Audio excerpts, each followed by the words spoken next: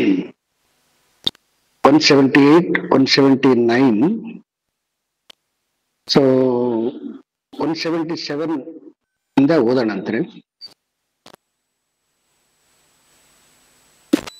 ಮನಃ ಪ್ರಸೂತೆ ವಿಷಯಾನ್ ಶೇಷಾನ್ ಸ್ಥೂಲಾತ್ಮನ ಸೂಕ್ಷ್ಮತಯಾ ಚ ಭೋಕ್ತುಃ ಶರೀರ ವರ್ಣಾಶ್ರಮ ಜಾತಿ ಭೇದಾನ್ ಗುಣಕ್ರಿಯಾ ಹೇತು ಫಲಾನಿ ನಿತ್ಯಂ.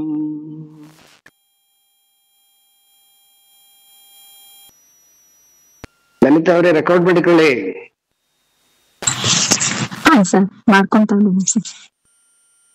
ಅಸಂಗ ಚಿದ್ರೂಪಮಂ ವಿಮೋಹ್ಯ ದೇಹೇಂದ್ರಿಯ ಪ್ರಾಣ ಗುಣೈರ್ನಿಬಧ್ಯ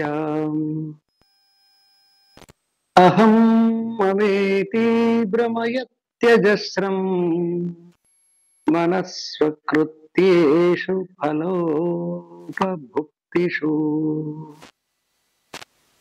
ಅಸಂಗ ಚಿದ್ರೂಪಮಂ ವಿಮೋಹ್ಯ ದೇಹೇಂದ್ರಿಯ ಪ್ರಾಣ ಗುಣೈ ನಿಬಧ್ಯ ಅಹಂ ಮಮೇತಿ ಭ್ರಮಯತ್ಯಜಸ್ರಂ ಮನಸ್ವಕೃತ್ಯೇಷು ಫಲೋಪಭುಕ್ತಿಷು. ಅಧ್ಯಾಸದೋಷಾತ್ ಪುರುಷಸ್ಯ ಸಂಸ್ಮೃತಿಃ ಅಧ್ಯಾಸಬಂಧಸ್ತ್ವಮುನೈವ ಕಲ್ಪಿತಃ. ರಜಸ್ತಮೋ ದೋಷವತೋ ಅವಿವೇಕಿನೋ ಜನ್ಮಾದಿ ದುಃಖಸ್ಯ ನಿದಾನಮೇತತ್. ಅಧ್ಯಾಸದೋಷಾತ್ ಪುರುಷಸ್ಯ ಸಂಸ್ಮೃತಿಃ ಅಧ್ಯಾಸಬಂಧಸ್ತ್ವಮುನೈವ ಕಲ್ಪಿತಃ. ರಜಃ ತಮೋ ದೋಷವತೋ ವಿವೇಕಿನೋ ಜನ್ಮಾದಿ ದುಃಖಸ್ಯ ನಿದಾನಮೇತತ್.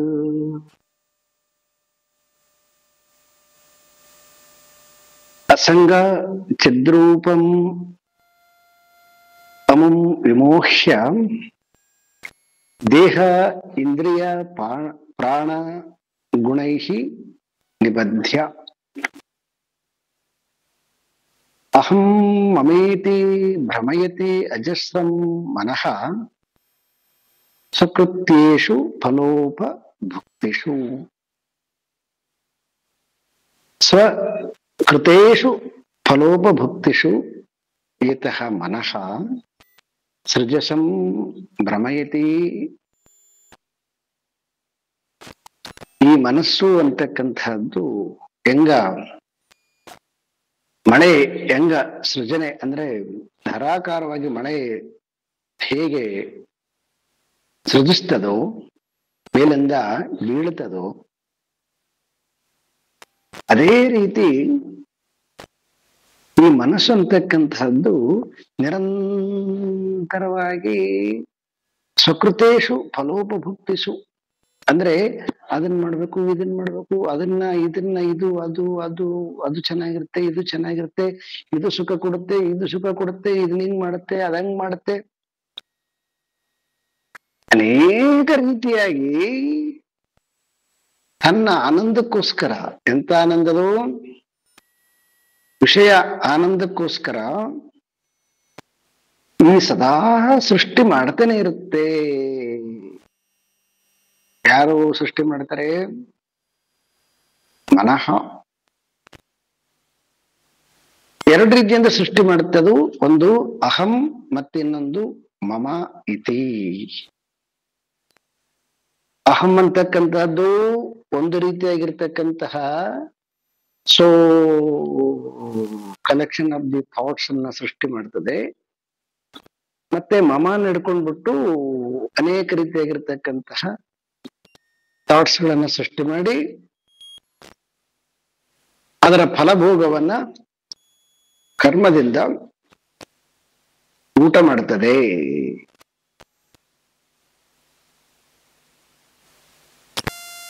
ಅಹಂ ಅಂತಕ್ಕಂಥದ್ದು ಬುದ್ಧಿಯಿಂದ ಹಿಡ್ಕೊಂಡು ದೇಹದವರೆಗೆ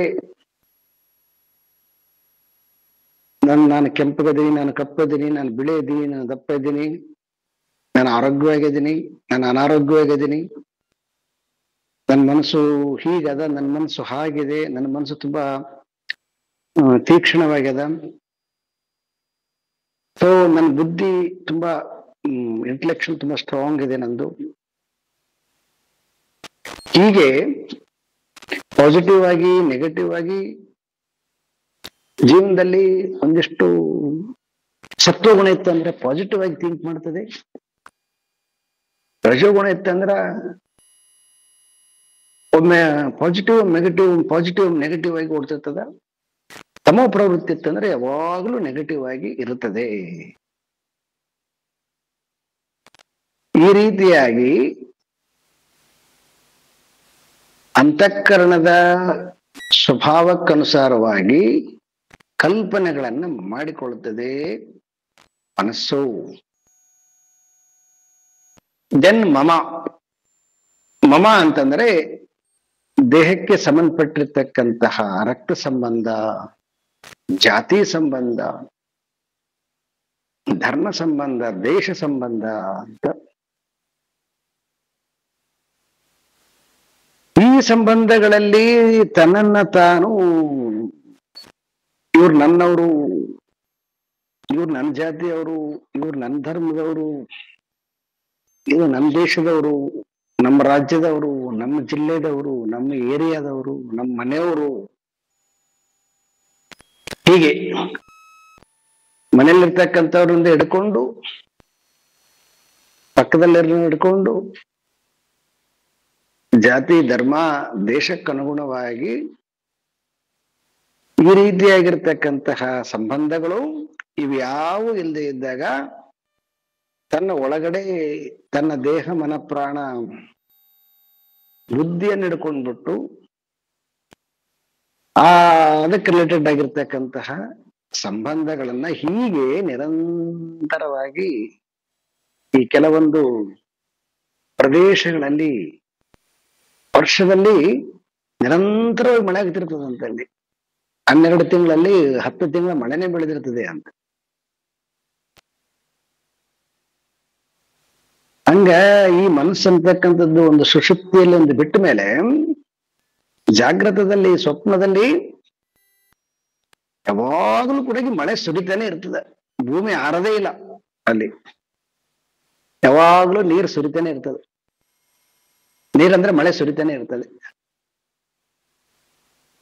ಅದೇ ರೀತಿಯಾಗಿ ಈ ಮನಸ್ಸಿನಲ್ಲಿ ಈಗ ನಿರಂತರವಾಗಿ ಅಹಂನಿಂದ ಮತ್ತು ಮಮದ ಸಂಪರ್ಕದಿಂದ ಮನಸ್ಸು ಯಾವಾಗಲೂ ಕೂಡ ಯೋಚನೆಗಳನ್ನ ಫಲಕ್ಕನುಗುಣವಾಗಿ ಸೃಷ್ಟಿ ಮಾಡ್ತಾನೆ ಇರ್ತದೆ.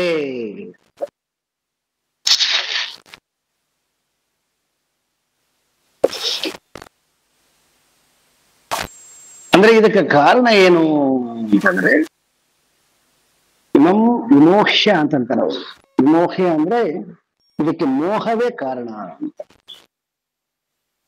ಮೋಹವೇ ಕಾರಣ ಅಂತ ಅನ್ನೋದಕ್ಕೆ ಇನ್ನೊಂದು ಸ್ವಲ್ಪ ನಾವು ಇನ್ನೊಂದು ಸ್ವಲ್ಪ ಶಬ್ದದಲ್ಲಿ ಅಜ್ಞಾನವೇ ಕಾರಣ ಅಂತ ನನಗೆ.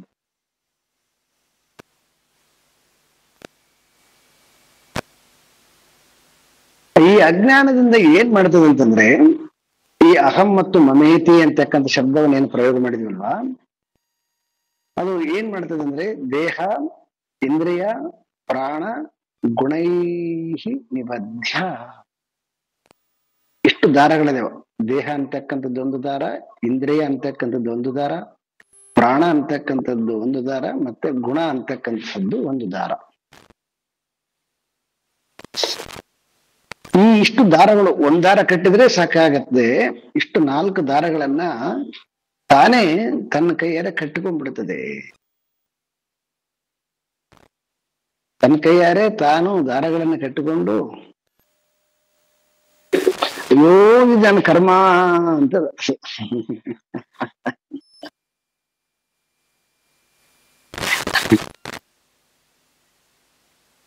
ದಾರ ಕಟ್ಕೊಂಡಿರೋದು ತಾನೇನೆ, ಆದ್ರೆ ಅದ್ರದ್ದು ಭಾರ ಹಾಕೋದು ಈಶ್ವರ ಮೇಲೆ. ಹೆಂಗದ ಕತೆ ಇದು ಕರ್ಮ.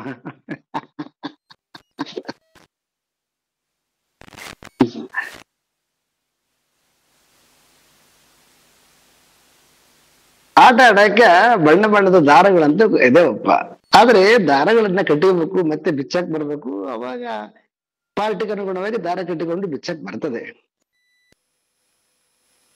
ಆದ್ರೆ ಅದಕ್ಕೆ ಅಜ್ಞಾನ ಇರೋದ್ರಿಂದ ಅದು ಗೊತ್ತಿಲ್ಲ. ಅದಕ್ಕ ತಾನೇ ಹೆಂಗ್ ಬೇಕಂಗೆ ಕಟ್ಟಿಕೊಂಡ್ ಬಿಡ್ತದ. ಅದಕ್ಕೆ ಮತ್ತೆ ಬಿಚ್ಕೊಳಕ್ ಗೊತ್ತಿಲ್ಲ. ಈಗ ಅದೇನ್ ಮಾಡ್ತದೋ, ಯಾರೋ ಪಾಪ ನಿರಪರಾಧಿ ಆಗಿರ್ತಕ್ಕಂಥವನು ಅವನಿಗೆ ತಗೊಂಡೋಗಿ ಹಾಕ್ತದ.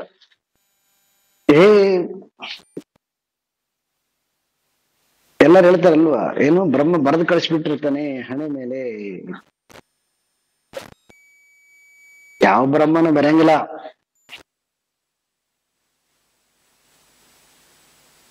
ಸೊ ಮನಸ್ಸೇ ತಾನೇ ತನ್ನ ಕೈಯಾರೆ ಈ ಜಗತ್ತಿನಲ್ಲಿ ಶಬ್ದ ಸ್ಪರ್ಶ ರಸ ರೂಪ ಗಂಧ ಅಂತಕ್ಕಂತಹ ಏನು ಇವಿದವು, ಈ ವಿಷಯಾದಿಗಳನ್ನ ತಾನೇ ತನ್ನ 5 ಇಂದ್ರಿಯಗಳಿಂದ ಸುತ್ತಿಕೊಂಡು ಬಿಡ್ತದೆ.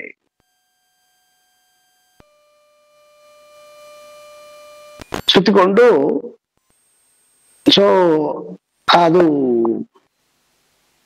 ಆ ಸುತ್ತಿಕೊಂಡಾಗ 2 ರೀತಿಯಾಗಿರ್ತಕ್ಕಂಥದ್ದು. ಯಾರು ಹೇಳ್ತಾರ, ತುಂಬಾ ಏನ್ರಿ ಎಷ್ಟು ಲಾಜಿಕ್ ಆಗಿ ಸುತ್ತಿಕೊಂಡಿದ್ದೀರಿ ಅಂತ ಅಂದಾಗಲೂ ಖುಷಿ ಆಗುತ್ತೆ. ಎಷ್ಟು ಕಲರ್ಫುಲ್ ದಾರಗಳನ್ನು ಸುತ್ತಿಕೊಂಡಿದ್ದೀರಿ. ಸೊ ದೆನ್ ಖುಷಿ ಆಗುತ್ತೆ. ಏನ್ರಿ ಎಂತ ಜಾತಿಯವ್ರು ನೀವು, ಶ್ರೇಷ್ಠ ಜಾತಿಯವ್ರು ಅಂದಾಗ ಖುಷಿ ಆಗುತ್ತೆ ಅಲ್ವಾ. ಏನ್ ಪರವಾಗಿಲ್ಲ, ಕಪ್ಪಿದ್ರು ಪರವಾಗಿಲ್ರಿ, ಕೃಷ್ಣ ವರ್ಣ ತುಂಬಾ ಚೆನ್ನಾಗಿ ಕಾಣ್ತೀರಿ ನೀವು ಅಂದಾಗ್ಲೂ ಕೂಡ ಖುಷಿ ಆಗತ್ತೆ. ಹೀಗೆ ಇದು ಒಂಥರ ಪಾಸಿಟಿವ್ ಆಗಿದ್ದಾಗ ಅದು ಬಂಧನ ತರಿಸಂಗಿಲ್ಲ. ಅದು ಮತ್ತೆ ಯಾರು ಹೇಳಿದ್ರು ಅದು ನೆಗೆಟಿವ್ ಆಗಿ ಹೇಳಿದ್ರು ಅಂದ್ರೆ ಅವಾಗ ಏನಾಗುತ್ತೆ ಅಂದ್ರೆ ಅದು ಬಂಧನ ಅಂತ ಅನ್ಸುತ್ತೆ, ದುಃಖ ಆಗತ್ತೆ ಅದು.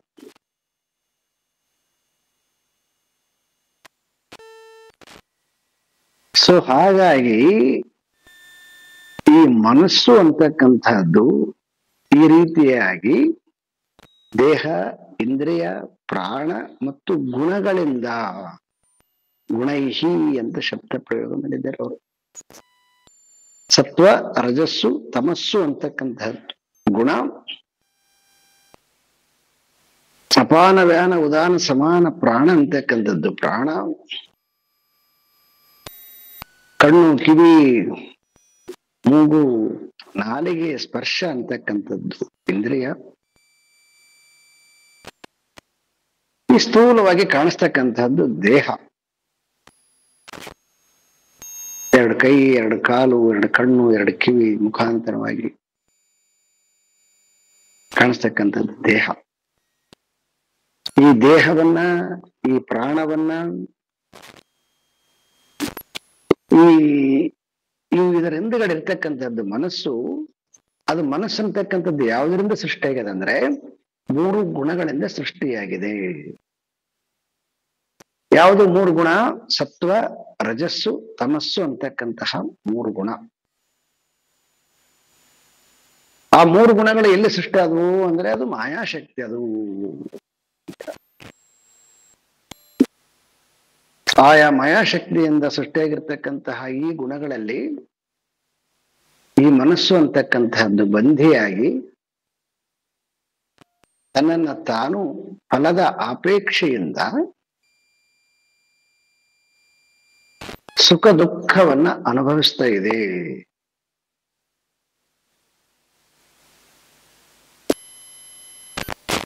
ಆದರೆ ಇಲ್ಲಿ ಶಂಕರರು ಮೇಲೆ ಒಂದು ಸಾಲ ಹಾಕಿದ್ದಾರೆ, ಅಸಂಗ ಚಿದ್ರೂಪ ಅಂತ ಹಾಕಿದ್ದಾರೆ. ಆದ್ರೆ ಈ ನಮ್ಮ ಒಳಗಡೆ ಇರ್ತಕ್ಕಂತಹ ಯಾವುದು ಇನ್ನೊಂದು ಆತ್ಮ ಅಂತಿದೆಯೋ, ಆ ಆತ್ಮ ಅಂತಕ್ಕಂತಹದ್ದು ಅದು ನಮ್ಮ ಸ್ವರೂಪ ಅದು ವಸ್ತುತಃ ಅಸಂಗವಾಗಿದೆ, ಮತ್ತೆ ಅದು ಜ್ಞಾನ ಸ್ವರೂಪವಾಗಿದೆ. ಚಿತ್ತದ ರೂಪ, ಚಿತ್ತ ಅಂದ್ರೆ ಜ್ಞಾನ ಅಂತ, ಚಿದ್ರೂಪ ಅಂತೇನ್ ಕರಿತೀವಿ. ಚಿತ್ತ ಅಂದ್ರೆ ಜ್ಞಾನ, ಜ್ಞಾನದ ರೂಪ ಅಂದ್ರೆ ಅದು ಜ್ಞಾನ ಸ್ವರೂಪ, ಅಸಂಗ ಸ್ವರೂಪ. ಈ ಅಹಂ ಮತ್ತು ಮಮ ಅಂತಕ್ಕಂಥದ್ದೇನು ಎರಡರದ್ದು ಭ್ರಾಂತಿ ಅದಲ್ಲ, ಈ ಎರಡು ಭ್ರಾಂತಿಗಳಿಗೆ ಬಹಳ ಬಲವಾಗಿ, ಆದ್ರೆ ನಮ್ಮ ಸ್ವರೂಪ ಹೆಂಗದಂದ್ರ ಅಸಂಗದ ಮತ್ತೆ ಜ್ಞಾನ ಸ್ವರೂಪದ. ಆ ಅಸಂಗನಾಗಿರ್ತಕ್ಕಂಥದ್ದು ಜ್ಞಾನ ಸ್ವರೂಪನಾಗಿರ್ತಕ್ಕಂತಹ ನಮ್ಮ ರಿಯಲ್ ಗುಣ ಅಜ್ಞಾನದಿಂದ ಸಂಘ ಸ್ವರೂಪ ಅಜ್ಞಾನ ಸ್ವರೂಪ ಆಗ್ಯದ. ಆ ಸಂಘ ಸ್ವರೂಪ ಅಜ್ಞಾನ ಸ್ವರೂಪದಿಂದ ಅಹಂ ಮತ್ತು ಮಮ ಅಂತಕ್ಕಂತಹ ಭ್ರಾಂತಿ ಬಂದು, ಆ ಭ್ರಾಂತಿಯಿಂದ ನಾನು ಜೀವ ಅಂತ ಒಂದು ಫಾರ್ಮ್ ಅನ್ನ ತಾಳಿ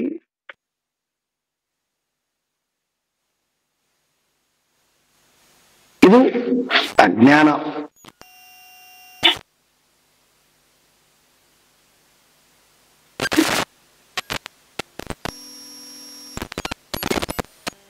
ಒಮ್ಮೆ ಅಜ್ಞಾನಕ್ಕೊಳಗಾಗ್ಬಿಟ್ಟು ಅಂತಂದ್ರೆ ಆಗ ಸೊ ಇದು ಅನೇಕ ರೀತಿಯಾಗಿರ್ತಕ್ಕಂತಹ ಗುಡುಗು ಸಿಡಿಲುಗಳಿಂದ ತುಂಬಿರ್ತಕ್ಕಂತಹ ಮಳೆ, ಒಮ್ಮೊಮ್ಮೆ ಗುಡುಗು ಸಿಡಿಲಿಂದ ಬರುತ್ತೆ ಮಳೆ, ಒಮ್ಮೊಮ್ಮೆ ಸುಳಿಗಾಳಿ ಬೀಸುವಾಗಲೂ ಮಳೆ ಬರ್ತದ, ಒಮ್ಮೊಮ್ಮೆ ಗುಡುಗಿಲ್ಲ ಸಿಡ್ಲಿಲ್ಲ ಗಾಳಿಯನ್ನಿಲ್ಲ ಏನಿರಂಗಿಲ್ಲ, ಸುಮ್ಮನೆ ಮಳೆ ಬಿಡುತ್ತೆ ನಿಲ್ತದೆ. ಹಂಗ ಸುಮ್ಮನೆ ಮಳೆ ಬೀಳ್ತಕ್ಕಂಥದ್ದನ್ನ ಸಾಮಾನ್ಯವಾದ ಕರ್ಮ ಅಂತನ್ರಿ. ಗುಡುಗು ಸಿಡ್ಲಿಂದ ಬೀಳ್ತಕ್ಕಂಥದ್ದನ್ನ ತೀವ್ರವಾದ ಮದ ಕ್ರೋಧಗಳಿಂದ ತುಂಬಿರ್ತಕ್ಕಂಥ ಮಳೆ, ಸುಳಿಗಾಳಿಗೆ ಬೀಸ್ತಕ್ಕಂಥದ್ದು ಮೋಹದಿಂದ ತುಂಬಿರ್ತಕ್ಕಂಥದ್ದು ಮಳೆ. ಸುಮ್ಮನೆ ಇದು ಹಾಗೆ ಒಂದು ಕಲ್ಪನೆ ಕೊಡ್ಲಿಕ್ಕೆ. ಹಿಂಗ ಕೋಪತಾಪಗಳಿಂದ ವರ್ತನೆ ಮಾಡ್ತೀವಿ, ತುಂಬಾ ವ್ಯಾಮೋಹದಿಂದ ವರ್ತನೆ ಮಾಡ್ತೀವಿ. ಇನ್ನು ಕೆಲವೊಮ್ಮೆ ಏನಿಲ್ಲ, ಸುಮ್ಮನೆ ಸೈಲೆಂಟ್ ಆಗಿ ಯಾವುದು ಕೋಪತಾಪನ ಇರಂಗಿಲ್ಲ, ವ್ಯಾಮೋಹನ ಇರಂಗಿಲ್ಲ, ಸುಮ್ಮನೆ ನಿರಂತರವಾಗಿ ಸಾಮಾನ್ಯವಾಗಿರ್ತಕ್ಕಂಥ ಅಡಿಗೆ ಮಾಡಿಕೊಂತ ಕೆಲಸ ಮಾಡ್ತಾನೆ ಇರ್ತೀವಿ. ಅವಾಗಲೂ ಕೂಡ ಥಾಟ್ಸ್ ಇರ್ತಾವೆ.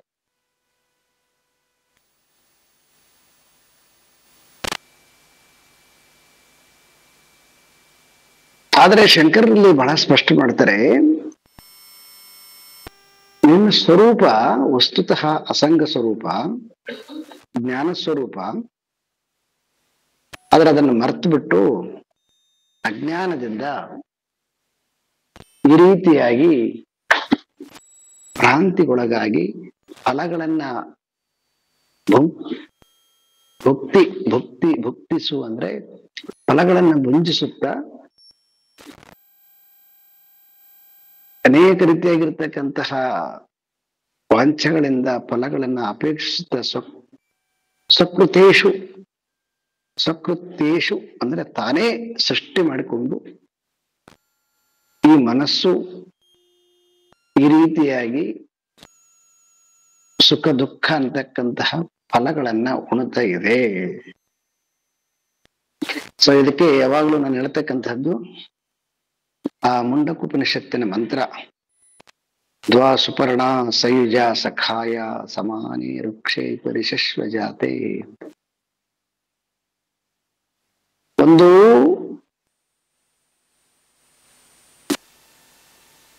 ಸುಖ ದುಃಖ ಅಂತಕ್ಕಂತಹ ಫಲಗಳನ್ನ ತಿಂತಕ್ಕಂಥದ್ದು ಜೀವ, ಅದೇ ಶರೀರದಲ್ಲಿ ಯಾವುದೇ ಫಲಗಳನ್ನ ಬಯಸದೆ ಕೇವಲ ಸಾಕ್ಷಿಯಾಗಿರ್ತಕ್ಕಂಥದ್ದು ಆತ್ಮ.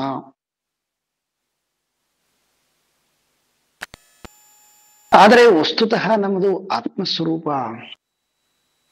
ಮತ್ತೆ ಜೀವ ಹೆಂಗ್ ಬಂತಿದು? ಇದಕ್ಕೆ ಸಾಂಖ್ಯರು ಬಹಳ ಚೆನ್ನಾಗಿ ಹೇಳ್ತಾರೆ, ಪರಮಾತ್ಮನ ಬೆಳಕು ಎಲ್ಲದರ ಮೇಲೆ ಸಮಾನವಾಗಿ ಬೀಳುತ್ತೆ ಅಂತ. ಎಲ್ಲದರ ಮೇಲೆ ಸಮಾನವಾಗಿ ಬೀಳ್ತದ. ಆದ್ರೆ ಸಮಾನವಾಗಿ ಬಿದ್ದಿರ್ತಕ್ಕಂತಹ ಬೆಳಕು ಒಂದೊಂದು ಕಡೆ ಬಹಳ ಅತ್ಯಂತ ಪ್ರಖರವಾಗಿ ನಮಗೆ ಕಾಣಿಸ್ತದ. ಇನ್ನೊಂದು ಕಡೆಗೆ ಆ ಬೆಳಕು ಎಷ್ಟಿದ್ರೂ ಕೂಡ ಕಾಣಿಸ್ತಂಗಿರ್ತದ. ಇನ್ನೊಂದು ಕಡೆಗೆ ಅದೇ ಬೆಳಕು ತುಂಬಾ ವೇಗವಾಗಿ ಚಲಿಸ್ತಂಗೆ ಕಾಣಿಸ್ತದೆ.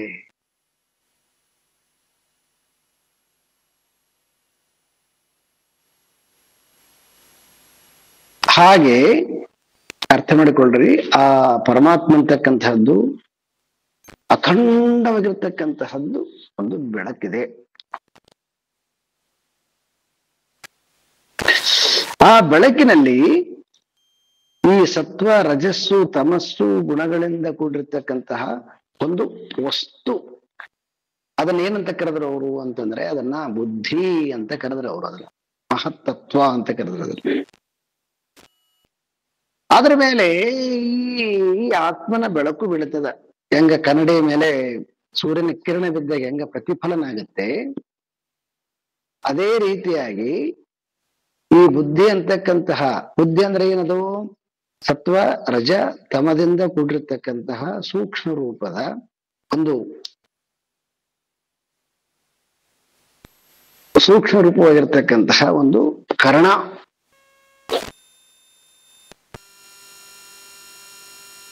ಆ ಕರ್ಣದ ಮೇಲೆ ಈ ಬೆಳಕು ಬಿದ್ದಾಗ ಆ ಬುದ್ಧಿಯಲ್ಲಿ ಎರಡು ರೀತಿಯಾಗಿರ್ತಕ್ಕಂತಹ ಪ್ರತಿಫಲನ ಇದೆ ಅಂತ. ಒಂದು ಸಾಮಾನ್ಯ ಬೆಳಕದ, ಮತ್ತೊಂದು ವಿಶೇಷ ಬೆಳಕದ ಅಂತ. ಸಾಮಾನ್ಯ ಬೆಳಕು ಅಂತಕ್ಕಂತಹದ್ದು ಅದು ಆತ್ಮಸ್ವರೂಪ. ಅರ್ಥ ಮಾಡಿಕೊಳ್ಳಕ್ಕೆ ಹೇಳ್ತಾ ಇದ್ದೀನಿ ನಾನು ಒಂದ್ ಸ್ವಲ್ಪ. ಇನ್ನೊಂದು ಬೆಳಕದ, ಅದೇನಂತಂದ್ರೆ ಆ ಕರ್ಣದ ಮೇಲೆ ಇರ್ತಕ್ಕಂತಹ ಈ ಸತ್ವ ರಜಸ್ಸು ತಮಸ್ ಅಂತಕ್ಕಂಥದ್ದೇನಿದೆಲ್ಲ, ಅದ್ರ ಮೇಲೆ ಬೆಳಕು ಬಿದ್ದಾಗ ಆ ಬೆಳಕು ಏನಾಗುತ್ತೆ ಅಂತಂದ್ರೆ ಆ ಗುಣಗಳನ್ನ ತೆಗೆದುಕೊಂಡು ಗುಣಗಳ ರೂಪದಲ್ಲೇ ಬೆಳಕು ಬಂದು ನಿಲ್ಲುತ್ತೆ. ಅದನ್ನ ಜೀವ ಅಂತ ಕರೆದ್ರು.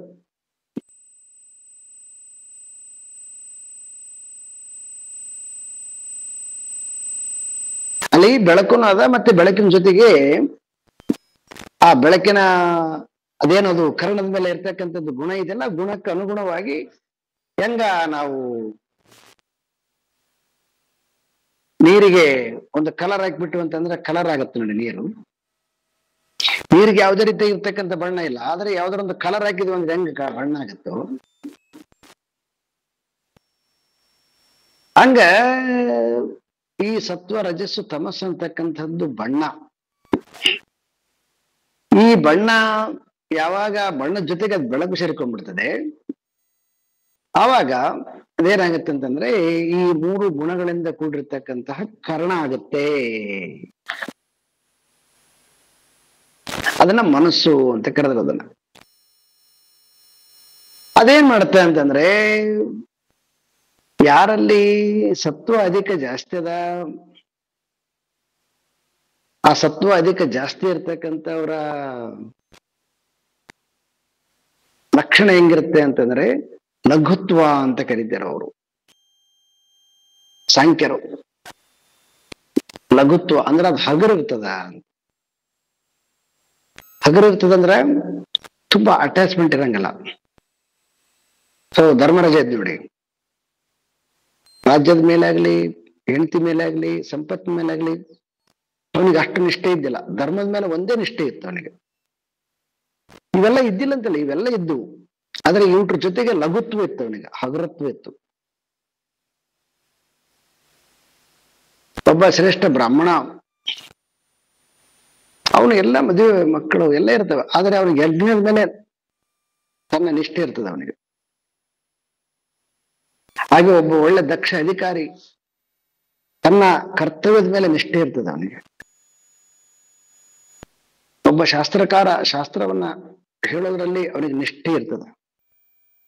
ಉಳಿದದ್ದೆಲ್ಲ ಇರ್ತದ ಗೌಣ, ಅದು ತುಂಬಾ ಹೈಲೈಟ್ ಇರಲ್ಲ ಅವನಿಗೆ. ಇದು ಯಾರ್ದದು? ಸತ್ವಗುಣ ಸಂಪನ್ನ ಉಳ್ಳವರದ ಸ್ವಭಾವ, ಆ ಜೀವ ಅದು.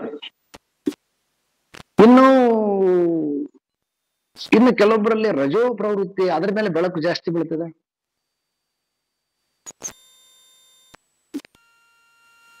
ಅಲ್ಲಿ ಏನಿರ್ತದೆ ಅಂದ್ರೆ ಅಲ್ಲಿ ಶಾರ್ಪ್ನೆಸ್ ಮತ್ತೆ ಸ್ಪೀಡ್ ಎರಡು ಇರ್ತದೆ. ಅಲ್ಲಿ ಶಾರ್ಪ್ ಇರ್ತದೆ, ಸ್ಪೀಡ್ ಇರ್ತದೆ. ಆ ಶಾರ್ಪ್ ಸ್ಪೀಡ್ ಇರೋದ್ರಿಂದ ಅದನ್ನ ಬಹು ಚಂಚಲ ಅಂತ ಕರಿತೀವಿ. ಆ ಬಹು ಚಂಚಲ ಇರೋದ್ರಿಂದ ಏನಾಗುತ್ತೆ ಅಂತಂದ್ರೆ ಅಲ್ಲಿ ಸುಖ ದುಃಖ ಎರಡು ಸಮಾನವಾಗಿರ್ತಾವ. ಅಲ್ಲಿ ಸುಖನೂ ಎಂಜಾಯ್ ಮಾಡ್ತಾರೆ, ದುಃಖನೂ ಅಷ್ಟೇ ಪಡ್ತಾರೆ ಅವರು. ಇನ್ನು ಕೆಲವೊಬ್ಬರಲ್ಲಿ ತಮೋ ಪ್ರವೃತ್ತಿ ಜಾಸ್ತಿ ಇರ್ತದೆ, ಅಲ್ಲಿ ಬರೀ ದುಃಖನೇ ಇರ್ತದೆ, ಸುಖ ಬಹಳ ಕಡಿಮೆ ಇರ್ತದ. ಅಲ್ಲಿ ತುಂಬಾ ವ್ಯಾಮೋಹ ಇರ್ತದೆ. ಅಲ್ಲಿ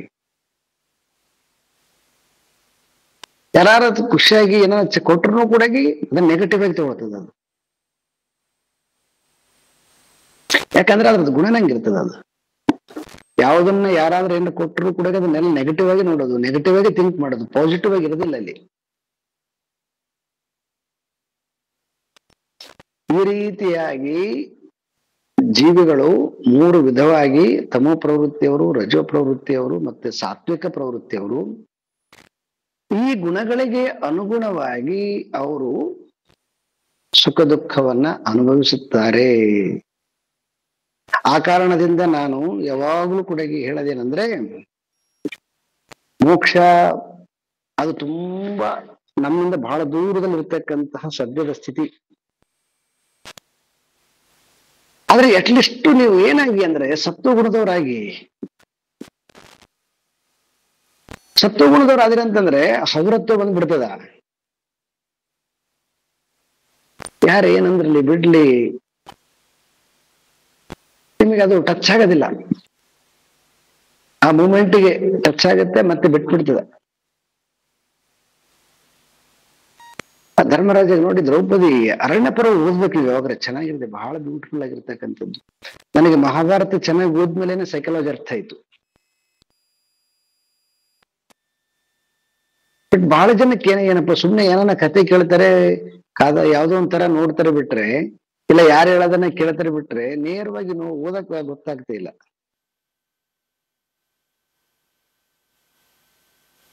ನನಗೆ ಬಹಳ ಜನ ಹಿಂಗೆ ಕೇಳೋದು ಪ್ರಶ್ನೆ ಅವರು ಒಮ್ಮೆ, ನೋಡ್ರಿ ಯಾರೋ ಒಬ್ರು ಹಿಂಗ್ ಹೇಳ್ಯಾರ ನೋಡ್ರಿ, ಸರಿನಾ ತಪ್ಪ? ಆಗ ನಾನ್ ಕೇಳೋದೇನಂದ್ರೆ, ನೀವು ಅದನ್ನ ತಗೊಂಡಾಗ ಅವ್ರು ಯಾರೋ ಹೇಳಿದ್ದನ್ನ ತಲೆ ಮೇಲೆ ತಗೊಂಡು ಯಾಕೆ ತಿರುಗ್ತೀರಿ ಅಂತ ನೀವು ನೋಡ್ರಲ್ಲ, ವಿಮರ್ಶೆ ಮಾಡಿ. ನಿಮಗ್ ಮನಸ್ಸಿಲ್ವಾ, ಬುದ್ಧಿ ಇಲ್ವಾ, ನಿಮ್ಮ ಹತ್ರ ವಿಚಾರ ಶಕ್ತಿ ಇಲ್ವಾ, ಓದ್ಲಿಕ್ಕೆ ಬರೋದಿಲ್ವಾ?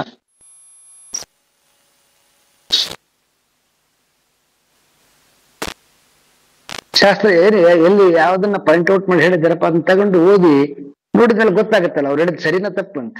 ಇನ್ನೊಬ್ಬರನ್ನ ಕೇಳ್ಬಿಟ್ಟು ಯಾಕ ಸೊ ನಿರ್ಣಯಕ್ಕೆ ಬರ್ಬೇಕು.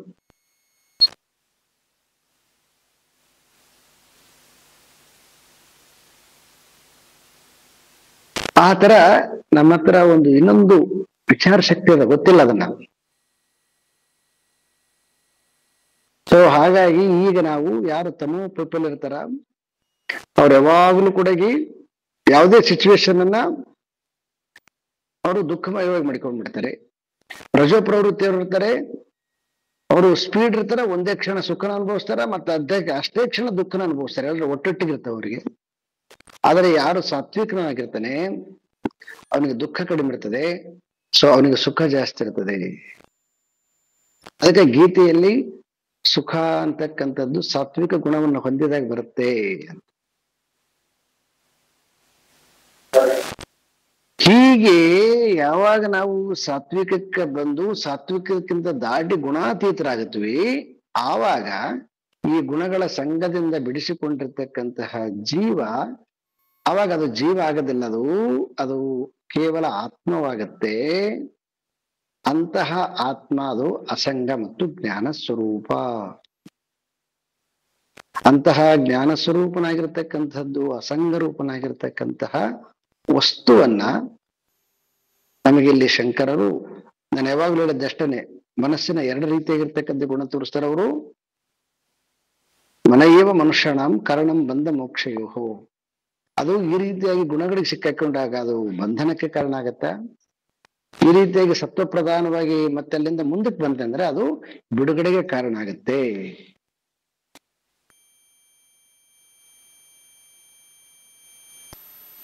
ಈ ರೀತಿಯಾಗಿರ್ತಕ್ಕಂತಹ ಮನಸ್ಸಿಗೆ ಇದು ಅಜ್ಞಾನ ಅಂದ್ರೆ ಏನು, ಯಾಕೆ ಗುಣಾದಿಗಳಿಗೆ ಸಿಕ್ಕಾಕೊಳ್ತು ಅಂತ ಹೇಳಕ್ಕೋಸ್ಕರ ಸಲುವಾಗಿ ನೆಕ್ಸ್ಟ್ ಶ್ಲೋಕದಲ್ಲಿ ಬಹಳ ಬ್ಯೂಟಿಫುಲ್ ಆಗಿ ಹೇಳಿದ್ದಾರೆ. ಸೊ ಅದನ್ನ ನಾವು ಮತ್ತೆ ನೋಡುವ. ಓಂ ಪೂರ್ಣಮದ ಪೂರ್ಣಮಿದಂ ಪೂರ್ಣಾತ್ ಪೂರ್ಣಮುದಚ್ಯತೆ ಪೂರ್ಣಸ್ಯ ಪೂರ್ಣಮಾದಾಯ ಪೂರ್ಣಮೇವಾವಶಿಷ್ಯತೆ. ಓಂ ಶಾಂತಿ ಶಾಂತಿ ಶಾಂತಿ. ಹರಿ ಓಂ. ಶ್ರೀ ಗುರುಭ್ಯೋ ನಮಃ. ಹರಿ ಓಂ.